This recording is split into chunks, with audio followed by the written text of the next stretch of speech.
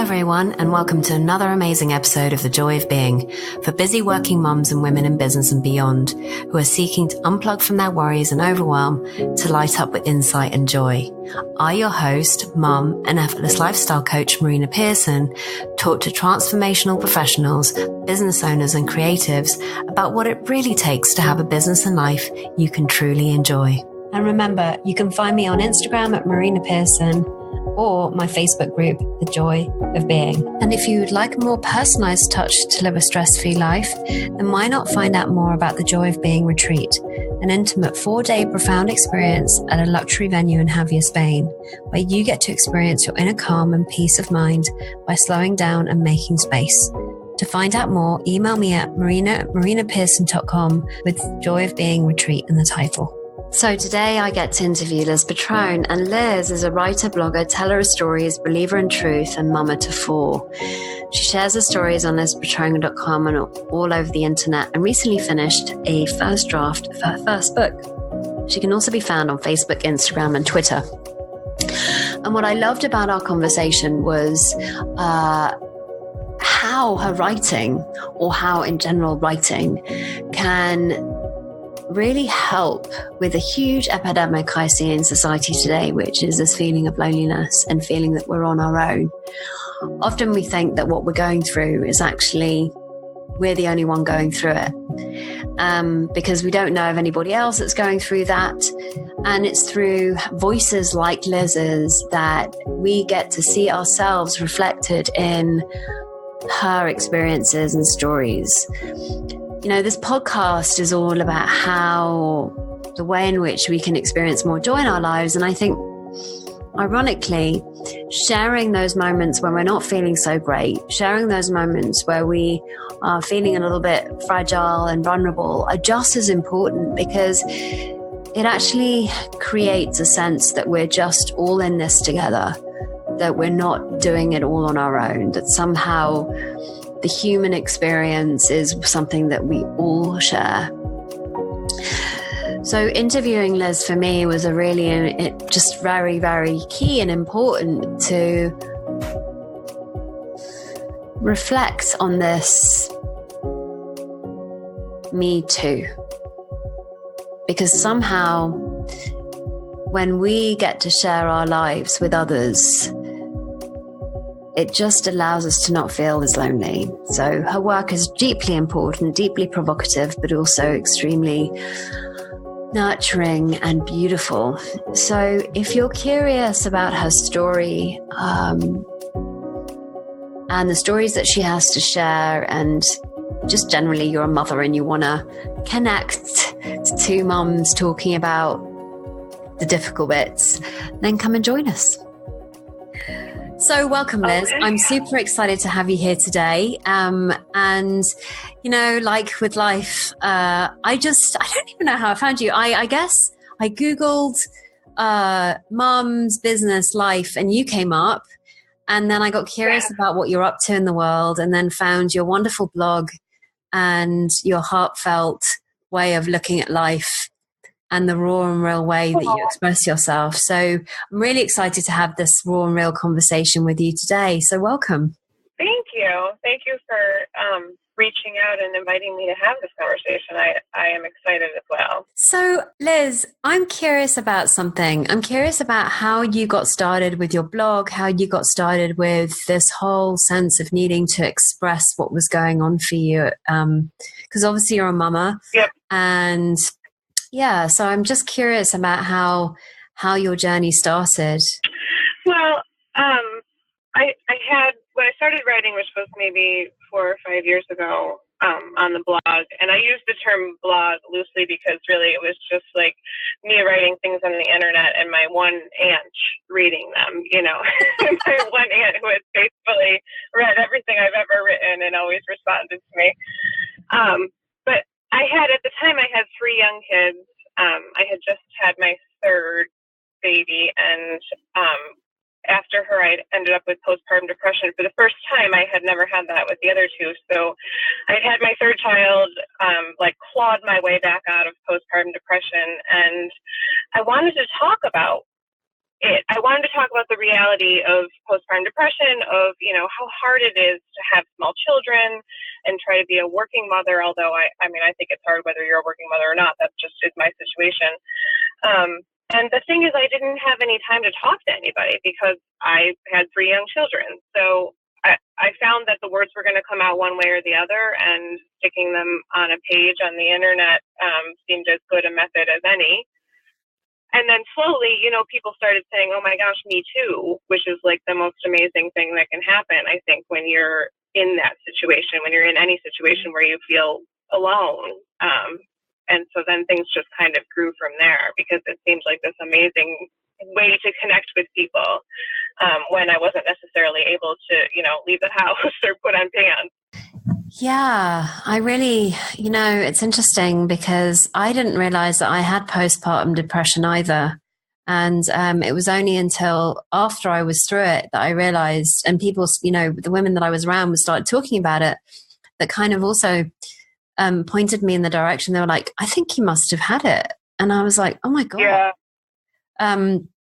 I never really realized until after the fact. And, I think how you started is so beautiful, because you're so right. It is such a lonely journey, especially because we're all in our heads, right? So right. We only think it's only happening to us unless we talk about it.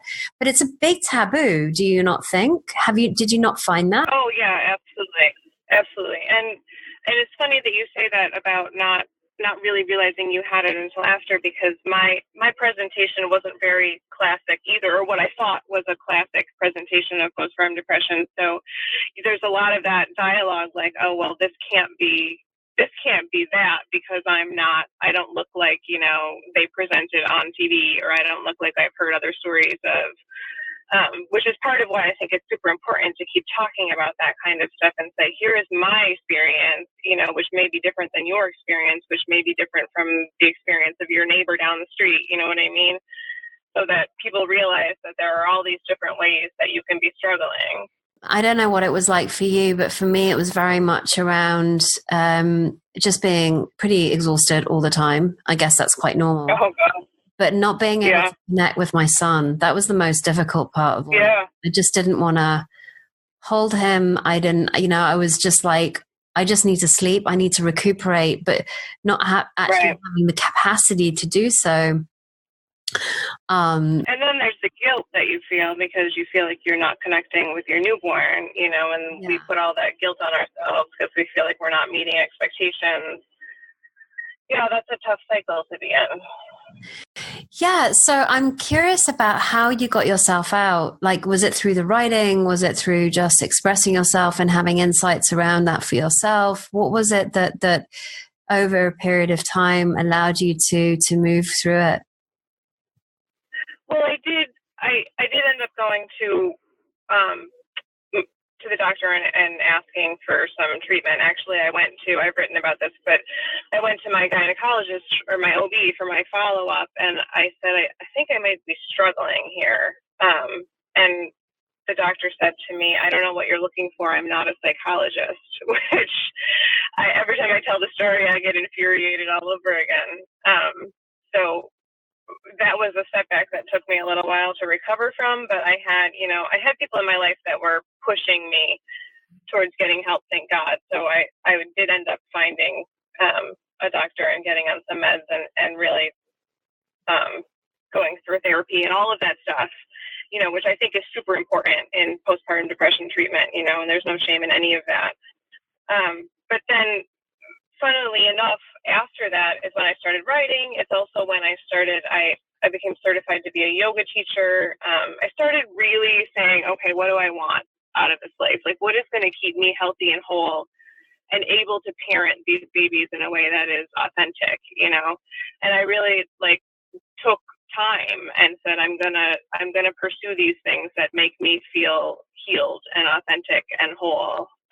Even though it's hard, it's hard to take the time. It's hard to make the commitment. It's hard to justify, but I'm going to do it. And writing was part of that, it was a big part of that. So what I really hear is that you just made it a priority. So often we can get caught up in thinking that we don't have the time. But actually, if we don't make it a priority, if it's not something that we go, yep, this is really important to me, it just doesn't get done. Right. And what I love about Right. what you're saying is you put yourself first, and you really saw how important that was for you to be able to then be able to look after everybody else in your family. Yeah. And I saw my two older children, when I had the baby, were old enough that they knew that I wasn't okay when I was struggling. And so I thought, them seeing me pursuing being okay, choosing these healthy things to do, even if it involves me being taken away from the house a little bit more than normal, it's important that they see that. It's important that they see me doing healthy stuff for myself, because then I'm in a healthy place to parent them. So I don't see, I think a lot of times we think that these choices are selfish, but I don't think that they are. I think that we're making the best choice to be the best parent that we can be. Yeah, I don't know where along the lines we decided that actually being a really great mum was to spend as much time with our children as possible and not look after ourselves. Like, Right. That really makes no sense to me. And maybe at some point it did, but it doesn't now. And I totally get how it didn't, because our past generation, right, for some reason or another, was like, selflessness to your children is not looking after yourself and basically spending all your time with them, and regardless of how you're feeling, as opposed to going, no, right, let me look after me first, because that's actually being able to look after everybody else. Yeah. And I question what sort of life lessons we are teaching our children with that approach to parenthood, because what happens to them when they're in the same situation? The thought of my daughters or even my sons, totally sacrificing everything in order to be home with their families that doesn't give me a warm, fuzzy feeling either. I want them to continue to be vibrant, healthy human beings who love their families. I think it's possible to be both, which, you take a lot of slack for saying that on the internet, but I do think it's possible to be both. So, I'm curious about that. I'm curious about why would you get a lot of flack on the internet because of saying that? Like, what have you found? Well, to be fair, for the most part, I have wonderful people who read what I write and interact with me, and we've built a community, and it is supportive. And I don't want to.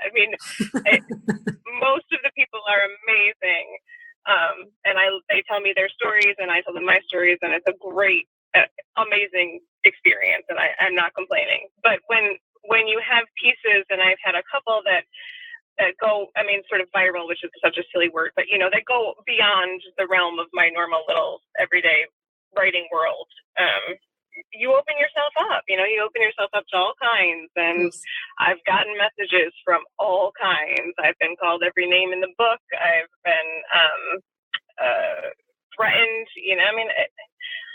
there's something I think that really triggers some certain people about women telling their stories, women owning themselves, women putting themselves out there in a way that says, I love my life, but hey, this is hard, and it's okay for me to say that. That threatens some people. Yeah. Oh, I so hear you. It seems like the conversation wants to go in this direction, so I'm just going to keep with it. I wrote a book called Goodbye, Mr. X years ago, about 5 years ago now, and it was a big hit, and it's been published in many different languages. Anyway, one of the things I started to do was to write a lot on the Huffington Post, and called Your Tango. And at the time, I was sharing my story because there was infidelity involved, and I was the person that went ahead and did that. And I wanted to share my story because really what it was that I was wanting to do was to say, hey, all of those women that are out there, it's okay. Like, yes, you make mistakes. Yes, we make mistakes. Yeah. But if you're on your own and you're feeling really guilty and people are dissing you down, it's okay. I understand, and you're not on your own. So I was really writing it for them. Yeah. Oh my goodness. Wow. thousands of comments and pretty much all like, what a bitch, this, that, you're such a cunt. I mean, seriously, the C word. But, you know, one of the things that kept me going was to think, you know, I'm sure there are women out there that are having a really hard time, that somehow, somewhere, this can really help them. And what was interesting about it was a few months later, I got an email from a lady that said, thank you so much for writing that article. It really helped me, and it really got me out of a big, big fix of guilt and so forth and so on. And I'm not saying and that's what matters. I mean, that is what matters. Yeah. You know, I mean, to me, that's worth it. I can say that because I've recovered mostly from my PTSD that I had from what's happened. But I mean, and what an important topic to be bringing voice to, because there's so much taboo involved in that topic. It's not something that's talked about, you know. So to be on the forefront talking about infidelity, especially as the person who committed it, I mean, it's powerful. It's huge, and it's threatening to people. It is threatening to people when people are powerful. Very, and owning it. And I think this is the big thing around owning that story and being okay with it, and then going, okay, here we go. Yeah. But that gives people the freedom then to own it themselves, you know, which is just, I mean, that's what it's all about. That's what storytelling is all about to me. I love that. I've not seen that, but you're absolutely right. It's so true. Yeah, you know, something that sort of came to mind was something that someone else had shared with me today, in fact, actually. And he said, you know, listening to one of the podcasts that I was on and talking about it, was like, the more real you are with people, the more they can hear you. And I thought that was very interesting. I'd not heard that before, where it's like, if you put your voice out there, but you do it in a way that is authentic and real to you, like there's no bullshit, there's no like glossing over it, or no, it's this or it's that, or, you know, and it may well change, your opinions may well change, and your thought may well change around it, but where it's coming from allows for people to really hear it. And that's, I think, where the transformation can really happen. Yeah. And it's freeing. I mean, it's very freeing. I go to the grocery store, and I mean, not to insinuate that everybody I know reads my blog. I know that they don't, but a lot of people, you know, have come up to me, and it's like the bullshit is just out of the way. You know, I mean, I'll stand in the checkout aisle, and if somebody has read something and it resonated with them and they had something they want to say to me, they just come up to me and say it. You know, we don't have to get through the talking about the weather and, you know, like all of the inanities before we get to the meat, the stuff that I actually care about, the juicy stuff, you know? Like, we've already just crossed all that stuff out of the way because I said, hey, here's my soul. So feel free to give me yours. And those little moments, I mean, they're just everything. Yeah, there's a sense of real deep connection to themselves, to your story, to life, because they see themselves in your story. And that's really beautiful. So one of the questions that comes to mind as I'm hearing you speak was, you know, what are some of the insights that you've had around motherhood, because I mean, it's amazing, Liz, that you blog and that you're working and that you have 3 kids, and well, now I have 4. And now you have 4. Like, wow, okay. But no, I mean, it's not amazing. It's not amazing. It's just, I always say that I'm doing a lot of things, but I'm doing none of them well. So, I mean, I think I could probably drop 75% of the things that I'm trying to accomplish and do one of the things really well. But what's the fun in that? I'm just going to continue to do 500 things kind of mediocre, maybe. I guess it's a personal choice, right? But I mean, like I said before, storytelling is my thing, you know, and I don't think that it needs to be everybody's thing, but I think that people need to find their thing that keeps them alive and vibrant and connected and healthy. I mean, you know, for some people that's writing, for some people that's exercising, you know, for some people it's dance or food or cooking, or I don't know, I mean, it could be anything. But I do think that people need to make time for that because it makes you alive in every other aspect of your life. You know what I'm saying? I mean, I am a better mother because I'm able to write, because I make time to write. It makes me a better mother. And now that my children are getting older, my older two especially, it helps me talk to them because I'm connected. You know, people tell me stories. I'm connected to people who blog about having older children, you know, who have gone before me. So I read their stories, and I feel like I'm more prepared and more connected to my kids. So it doesn't need to be like I'm making time to write and I'm taking it away from my family. It's all kind of the same thing. I think I'm not saying that in a way that makes sense, but you know, I'm the same person no matter what arena I'm standing in. I'm writing as a mother and I'm mothering as a writer, if that makes any sense. Yeah, I think it does. I think there's something to be said for letting that creative expression out, because otherwise it will just vent itself somewhere else, you know. Yeah. That is the thing that I am constantly telling people is find a way to let your story out. And it doesn't have to be words, you know. I mean, it could be sculpture. I don't know. I mean, it could be anything. But find a way to let that out, because that's where the transformation happens. You know, that's where the healing happens. I look at some of the words I wrote 4 years ago when I started, and I'm not there anymore. You know, I'm not that person.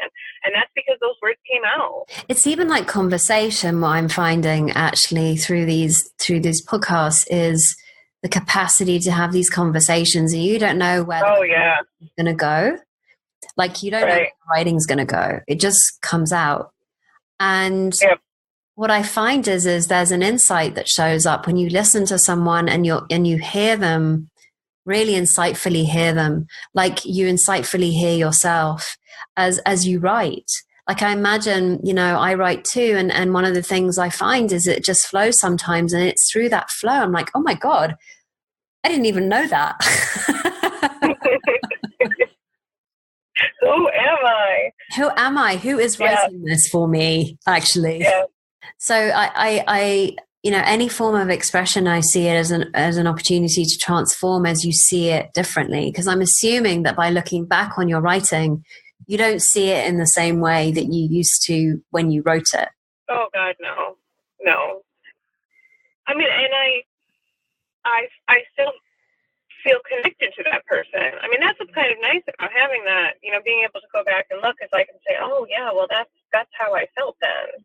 That's who I was then, and feel this connection with that instead of, you know, just struggling to remember what I had for breakfast yesterday. Yeah, I can relate to the latter.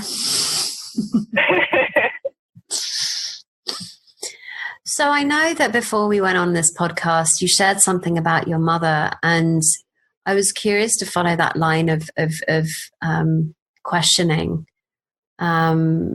and share more about that, because I know as moms, you know, we have children, but like, it'd be nice to talk about sort of being a mum, but also having had the mum, and what your experience of that has actually been. So, my mother, growing up was fine. I mean, I didn't have this terrible childhood, and I have to be very careful to not present it like that. I had a beautiful childhood, but my mother was mentally ill, and got progressively worse as we got older, and especially as my sister and I were adults, and left the house. So she was also an addict.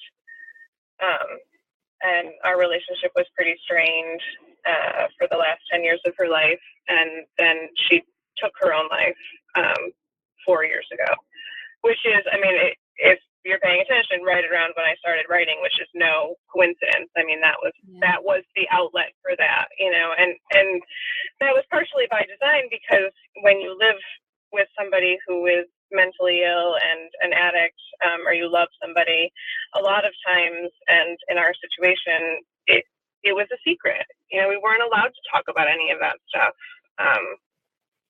It would have hurt my mom's feelings terribly had I, you know, gone around saying stuff like that, had I been open with anybody about how hard our lives were, how hard her life was. And I've said a couple times, and I truly believe she died of a disease of silence. You know, if she had been able to own her story and talk about her story, if she had grown up in a different time when that was more encouraged, I don't think we would have ended up in the same situation. So part of the reason I believe wholeheartedly in being honest and speaking our truths is because she didn't get to. Wow. That's, yeah, I'm feeling quite emotional right now. It doesn't usually happen. I'm sorry, it's heavy. It is heavy. It's some heavy stuff. I've had a lot of practice in carrying it around, but you haven't. So sorry to put it on you. No, not at all. Like there's a real sense of compassion and yeah, like the disease of silence. I'd never really heard that before, and I can really understand what you're saying in that. We stood in the receiving line, my sister and I, at the funeral, and every single person came through and said, I had no idea. She was so beautiful. She was so put together. She was so perfect, you know, just over and over and over again. And at what cost? I mean, that's the question, you know, at what cost? Yeah, she was beautiful and had a high, powerful job, and the house looked amazing, and she drove the right car and wore the right clothes, and, you know, but she was miserable. But what a beautiful gift. Yeah. And it's funny because, you know, I mean, I can say that now. It's been 4.5 years since she died. But at first, when I first started writing, I was angry. You know, I was numb. I was a lot of other things that all came out. So that, you know, when I say that I've seen this evolution in the things that I've said, that's a big part of it. You know, it took me a long time to come to a place of just genuine compassion and empathy for her and grief. But that took time. Mm. You know, at first I just wanted to burst out of this bubble and scream, you know, hey, we weren't okay. This wasn't okay, just so you know. All you people who thought we were okay, we were not okay.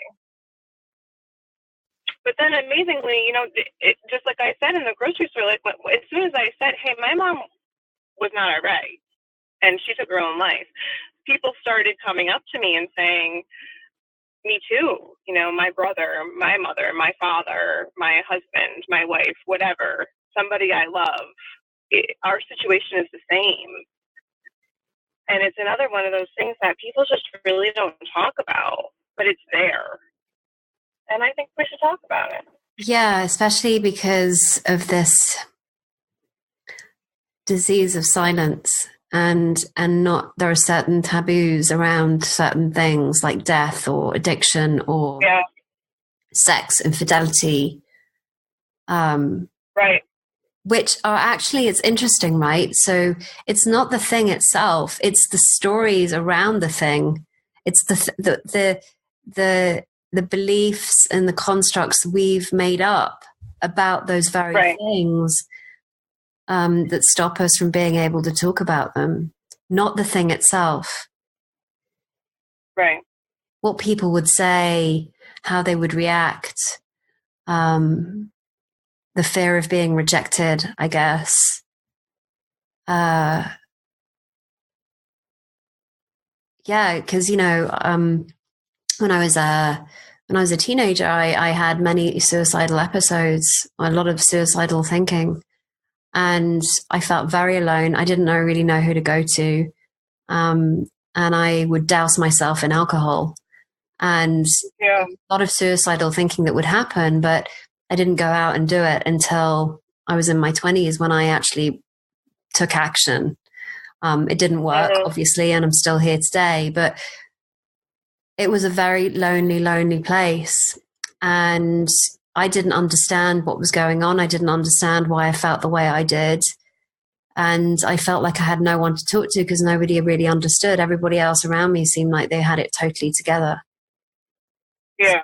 in that moment, if there'd been someone to talk to, or at least that would have said me too, I can really see how that would have helped a lot in terms of having a connection, in terms of being understood, in terms of all of the things that we're all yearning for in some way, shape or form, I guess, which is to be understood, to be recognized, to actually be loved for everything. Yep. We are the good, the bad and the ugly, right? Yes, absolutely.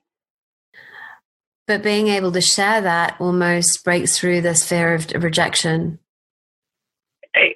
I'm a suicide survivor myself. I attempted suicide when I was 18. And, you know, a lot of people, I think that people who choose that, who go down that path, do so because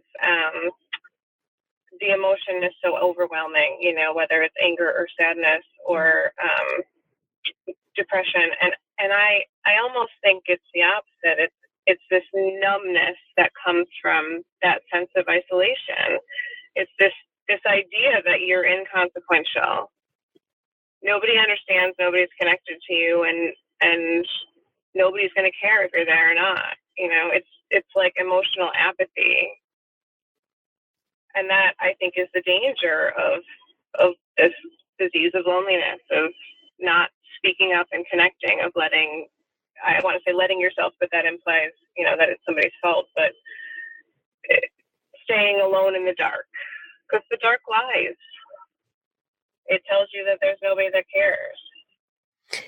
Yeah, and nobody understands. I mean, I already, you know, had anorexia as well, and that was also... Oh, girl, me too. We're like soulmates. We're like hot mess. No wonder I gravitated towards you, not even knowing that was the case. Yeah. But it's amazing because actually the more people I speak to, the more they've gone through that too. So it's not like, it's quite usual actually. But as you say, like if nobody's talking about it, it seems bloody unusual. And you feel like the other way out, but everybody's going somehow got some sort of picture of that in some sort of shape or form, but nobody's talking about it. Right. So it's this vicious circle. But to give it a voice, you know, as you're saying, it's just give it a voice, and to have you and me, you know, for example, talk about it in a very kind of normal way. And I'm not wanting to belittle it, just saying that it's possible to actually move through it and come out of it the other end and still be here and still actually be fully self-expressed. Because actually this is what we're really talking about, is to be fully self-expressed. But I guess coming back to what we were saying, you know, before, like sort of what came to mind was what would happen, you know, if somebody is going through a really tough time, a dark time, something that's really full on, but they're so fearful of the rejection, and that they won't be loved if they just stepped up and started sharing. What would you say to that? Like, I know we've touched on it a little bit here with regards to just write for the people that you want to write for and don't worry about the rest. But is there anything else? You know, speaking our truth, it seems to be easier said than done, because there's a lot of sense of like, I don't want to rock the boat. I don't want to be a nuisance. Oh my God, it's terrifying. It's absolutely terrifying. It's still terrifying every single time I hit publish. But I said this recently to somebody who because like I said, I'm always trying to encourage people to write, and everybody's always like, shut up, Liz, stop saying that to me. So I said to one of my girlfriends the other day, we were talking about this, and I said, yeah, you know, I've been called every name in the book. I've gotten, you know, terrible, threatening, hate-filled messages at every avenue. People will read something like you said on the Huffington Post and go through the trouble of finding my personal email, which takes some digging, and send me an email about what a terrible human being I am. But that was never in response to any of the stuff that I shared that was the big stuff. You know what I mean? Like when I say, hey, parenting is hard, people are like, shut up, you stupid bitch.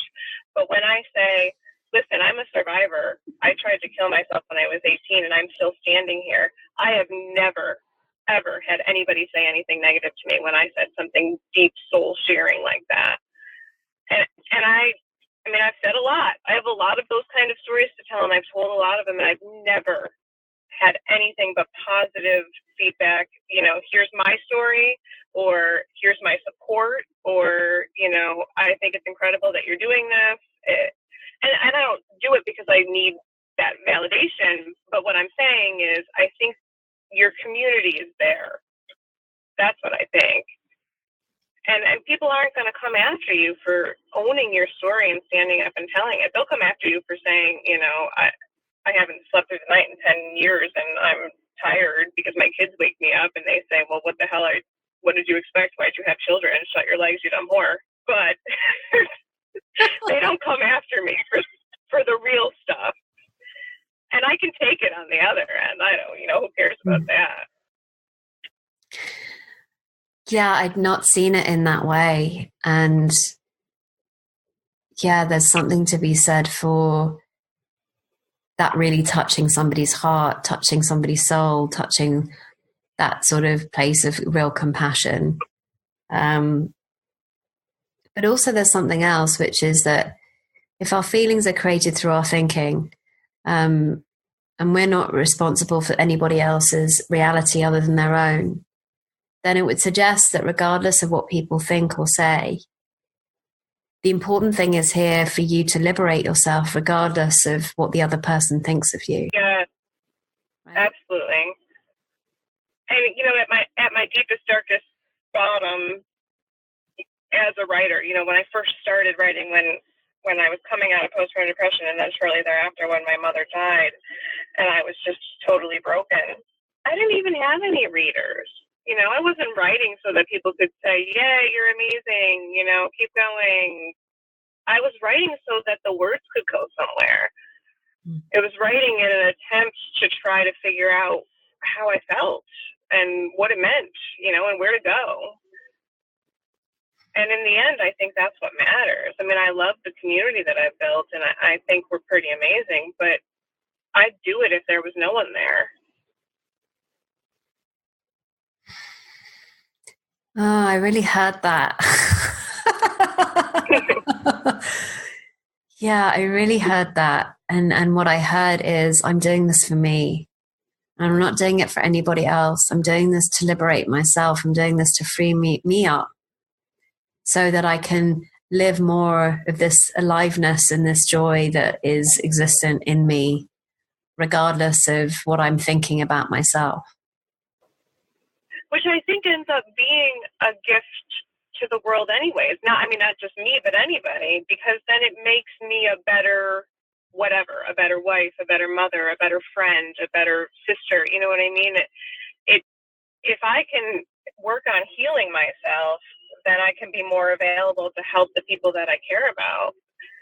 So yes, I agree with you that yes, I'm doing it for me, and we should all be doing these things for ourselves. But in the end, you're doing it for yourself so that you can give back. I think that's just a cycle, because that's how it's supposed to work. Yeah, thank you for the add-on.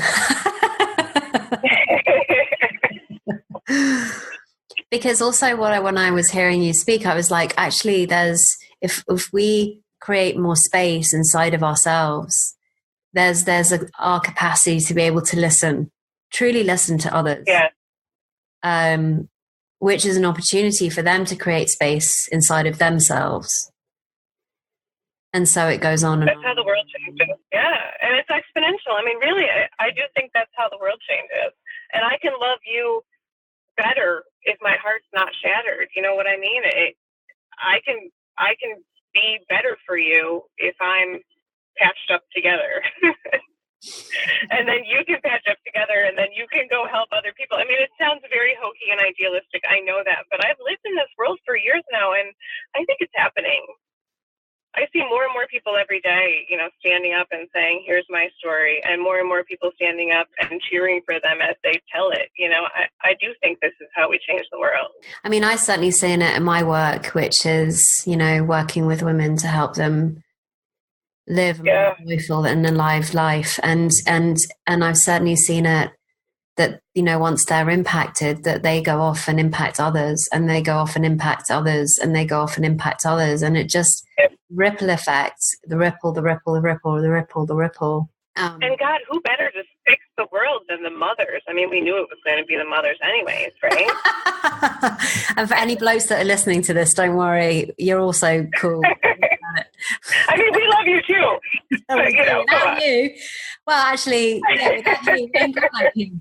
So, yeah, you're doing a great job. But yeah, I mean, you know, it's so interesting to me. I don't know if this happened to you, but I didn't realize how much bullshit I was carrying until I had my son. Oh. Like, honestly, like, you know, I'd done a lot of work on myself. You know, I'd been in this industry for like 14 years. I'd seen a lot. I've, you know, done all the seminars, blah, blah, blah. And I thought, wow, you know, I'm pretty good, you know? And then I had my son. And I'm like, no. And then the universe is like, yeah. Yeah, right. really? Yeah, I didn't think so. I think we're gonna give you some shit. So yep. Yeah, and it's just been this huge journey of, wow, I did not know that I had that behavior inside of me. Wow, I did not know that I thought that. Oh my God, I didn't know that I was that mean or that nasty or that impatient or that hokey. I did not know that. Like I see these behaviors and I'm like, wow, they would not have been there. Like I would not have known that if I hadn't had my son. And what a whole new capacity for healing, though. Really, I mean, it's like you stripped away all these layers. You know, my husband and I have this. Like, wow.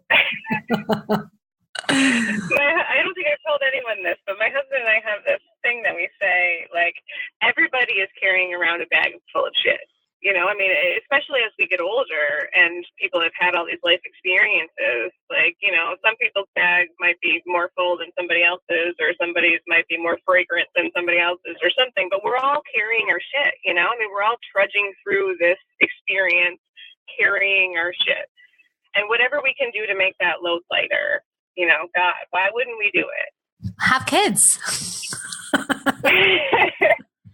Have kids and unload it. The first time I screamed at my kids, and now I'm on record as saying, yes, I scream at my kids sometimes. It does happen.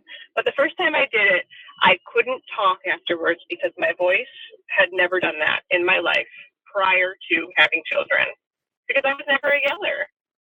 But having children made me a yeller, you know? I was using parts of my body I'd never used before, apparently, my vocal cords. So, yeah, I mean, it changes you. It makes you do things you don't even recognize. No, right? And it was interesting. I think I've shared the story before, but it feels pertinent to share it again, which is I used to really dread my son coming home. And I know for any mother that's listening to this, be like, oh my God, how awful. Yeah, no, I used to. And it was getting in the way of me being able to just enjoy my relationship with him. It's not like I was doing it on purpose. It was just this dread that would fill up, and I'd be like, "Oh my God, what am I going to do with my son when he gets home? How am I going to entertain him? How am I?" Anyway, so I would find anything else to do aside from just being with him. So I'd go into the kitchen, I'd start making dinner, or I would just do anything other than be with him.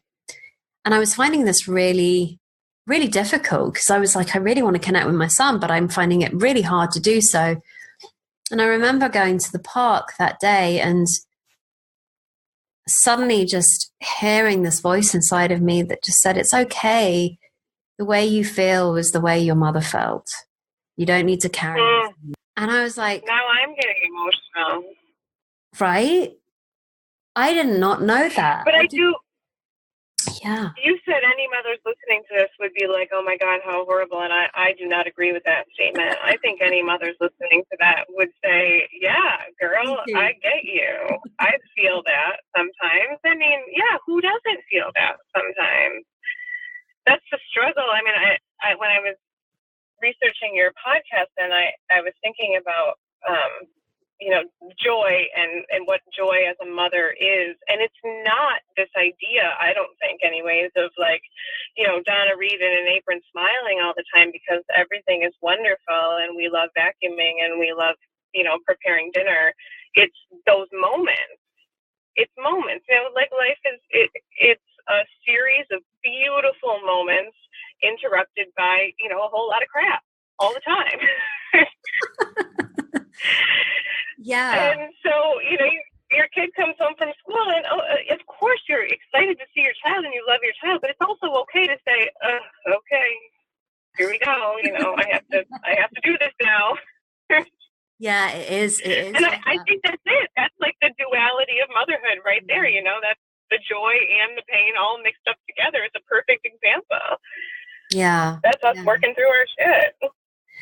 Yeah. And to know that the behaviors that have come around didn't belong to me. That was really cool to see. They didn't belong to me, and then I could drop them. That was also very cool to see, and to know that my any kind of weird behavior that I have, that it's actually innocent, that it's not ever going to be intentional. Like I don't know about you, Liz, but I don't intentionally go out and get angry at my son or intentionally become impatient. Right. It just shows up in an energy, and I'm like, whoa, okay, here we go.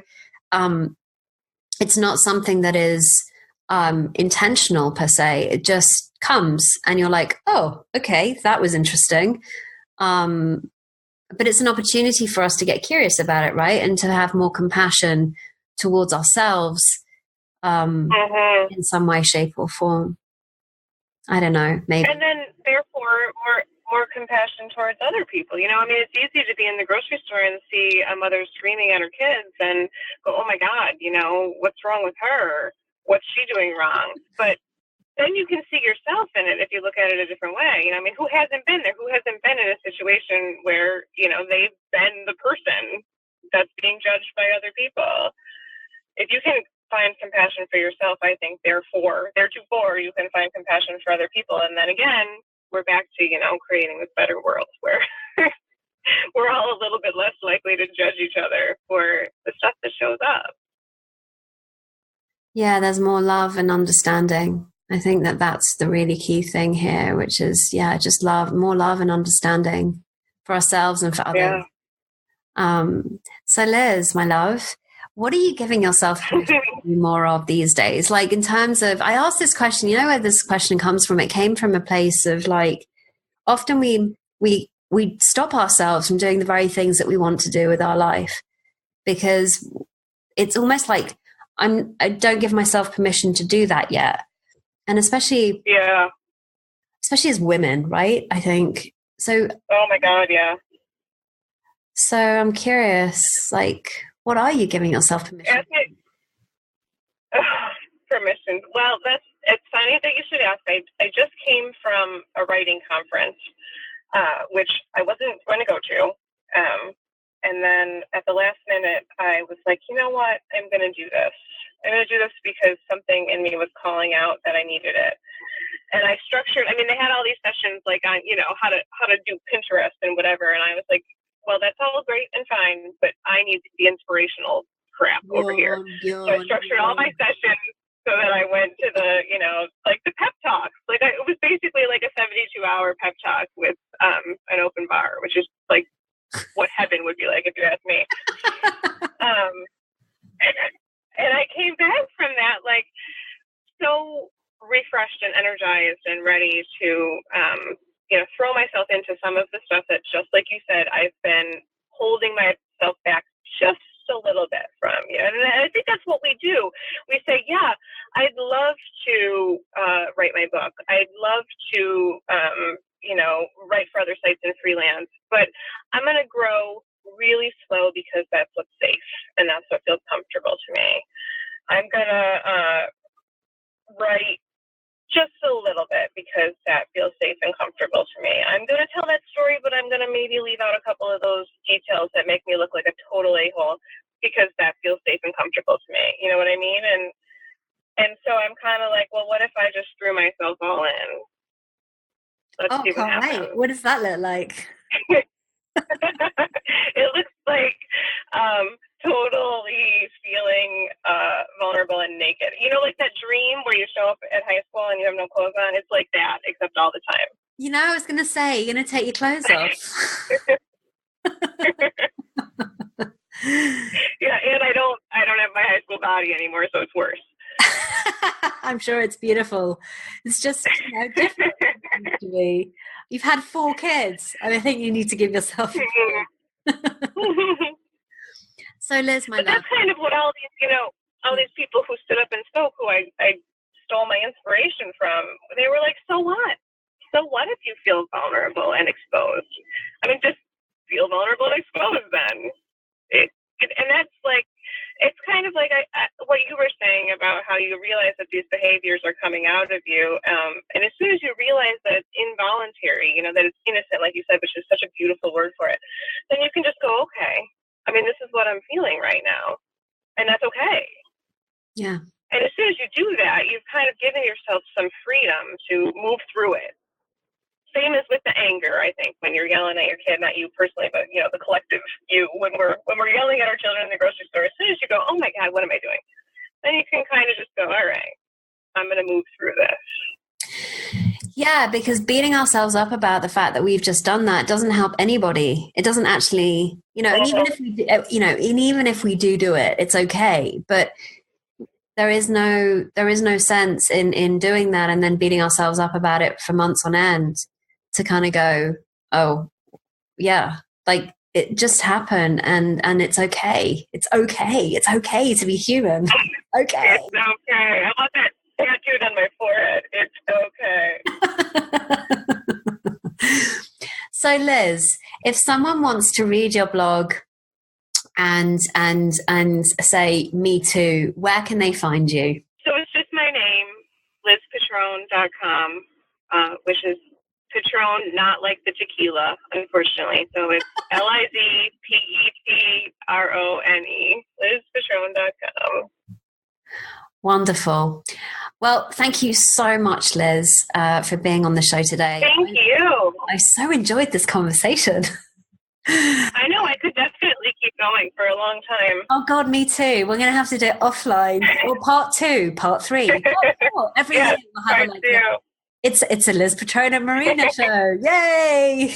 Yes. Yeah. So thank you so much for being on the show today. It was wonderful to hear. I mean, just what a beautiful way to talk about, self-expression and to do it in your way. Because I guess it's, ways of doing it. So, and for those of you that have been listening, hopefully you got as much out of it as we both did, actually. Until the next time. Bye-bye. And there you have it. Another wonderful episode of The Joy of Being. If you loved what you heard here today and it's been helpful, why not subscribe or share the podcast with others?